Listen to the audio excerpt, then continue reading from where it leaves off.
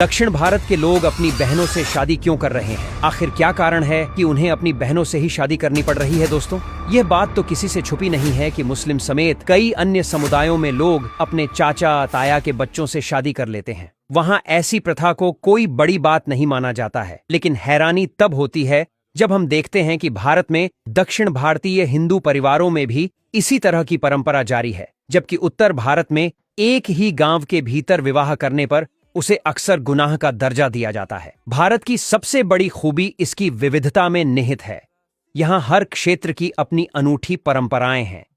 एक और कुछ परिवारों में बचपन से ही बच्चे एक दूसरे को भाई बहन की तरह पाले जाते हैं। वहीं देश के दूसरे कोने में वही लोग एक दूसरे से प्यार में पड़ जाते हैं और विवाह तथा अगली पीढ़ी तक की जिम्मेदारियां निभाने लगते हैं। ऐसे रिश्तेदार विवाहों को आम भाषा में कजन मैरिज कहा जाता है, अर्थात जब दोनों व्यक्ति एक ही पूर्वजों के होते हैं या रक्त के नाते जुड़े होते हैं तो उनके बीच विवाह को कजन मैरिज ही माना जाता है। इतिहास के पन्नों में देखा जाए तो दक्षिण भारत में पिछले 2000 सालों से ऐसे विवाहों का प्रचलन रहा है। शोध में यह भी सामने आया है कि दक्षिण भारतीय हिंदुओं में लगभग 30% विवाह इसी प्रकार के कजन मैरिज के रूप में संपन्न होते हैं। और यह तो बस शुरुआत है।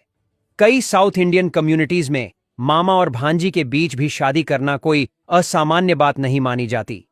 रिपोर्ट्स के अनुसार ऐसे मामलों में विवाह का प्रतिशत 20% से अधिक तक देखने को मिलता है। जब हम इन बातों की तुलना उत्तर भारत से करते हैं तो स्पष्ट हो जाता है कि उत्तर भारतीय समाज में ऐसे करीबी रिश्तेदारों के बीच विवाह को अक्सर अनैतिक या गुनाह का रूप माना जाता है। उत्तर भारत में बाहरी लोगों से शादी कर पारिवारिक रिश्तों में नवीनता लाने की कोशिश की जाती है, जबकि दक्षिण भारत में पारिवारिक एकता, सांस्कृतिक पहचान और पारिवारिक संपदा को बनाए रखने के लिए इन प्रथाओं को अपनाया जाता है। यदि मुस्लिम धर्म की बात करें तो वहां भी रिश्तेदारों के बीच विवाह करना एक सामान्य व्यवहार है। इस्लाम में माता पिता को छोड़कर बाकी सभी करीबी रिश्तों से विवाह की अनुमति है, चाहे वह चाचा, ताया, बुआ या चाची की बेटी हो। इस्लाम में इसे स्वीकार्यता प्राप्त है। ऐसा माना जाता है कि पैगंबर के समय से ही मुस्लिम समाज में चाचा ताया के बच्चों के बीच विवाह की प्रथा प्रचलित रही है। हालांकि एक दिलचस्प अंतर यह भी है कि मुस्लिम समुदाय में मामा और भांजी के बीच शादी को हराम माना जाता है, जो दक्षिण भारतीय प्रथाओं से स्पष्ट रूप से विपरीत है।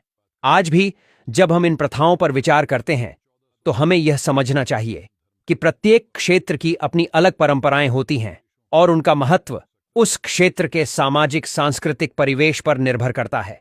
इस विविधता में ही हमारे देश की असली खूबी निहित है और यही वजह है कि हमें विभिन्न प्रथाओं का सम्मान करना चाहिए, चाहे वे किसी के दृष्टिकोण से अपरिचित या विवादास्पद क्यों न लगें। और इसके साथ ही इस तरह की वीडियो देखने के लिए पेज को फॉलो करें।